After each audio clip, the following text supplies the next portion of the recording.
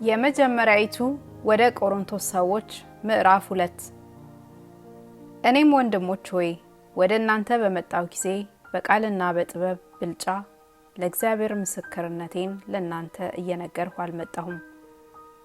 በመካከላችሁ ሳለው ከኢየሱስ ክርስቶስ በቀር እርሱም እንደተሰቀለ ሌላ ነገር እንዳላቅ ቆርጬ ነበርና እኔም በድካምና በፍርሃት በብዙ መንቀጥቀጥም በእናንተ ዘንድ ነበርኩ። እምነታችሁም በእግዚአብሔር ኃይል እንጂ በሰው ጥበብ እንዳይሆን ቃሌም ስብከቴም መንፈስና ኃይልን በመገለጥ ነበር እንጂ በሚያባብል በጥበብ ቃል አልነበረም።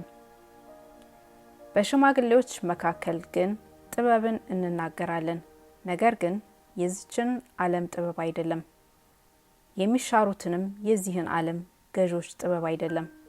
ነገር ግን እግዚአብሔር አስቀድሞ ከዘመናት በፊት ለክብራችን የወሰነውን ተሰውሮም የነበረውን የእግዚአብሔርን ጥበብ በምስጢር እንናገራለን።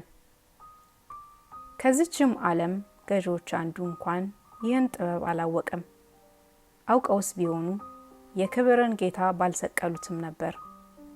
ነገር ግን ዓይን ያላየችው ጆሮም ያልሰማው በሰውም ልብ ያልታሰበው እግዚአብሔር ለሚወዱት ያዘጋጀው ተብሎ እንደተጻፈ እንዲህ እንናገራለን።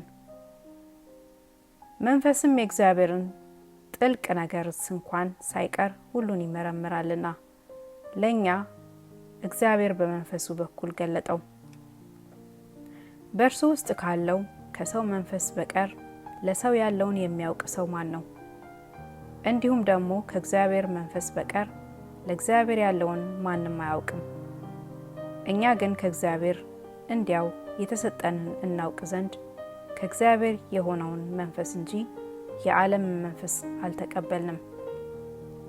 መንፈሳዊን ነገር ከመንፈሳዊ ነገር ጋር አስተያይተን መንፈስ በሚያስተምረን ቃል ይህን ደግሞ እንናገራለን እንጂ የሰው ጥበብ በሚያስተምረን ቃል አይደለም።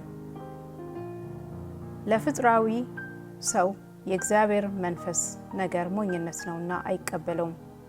በመንፈስም የሚመረምር ስለሆነ ሊያውቁ አይችልም።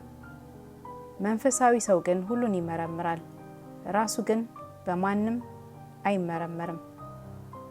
እንዲያስተምረው የጌታን ልብ ማን አውቆት ነው?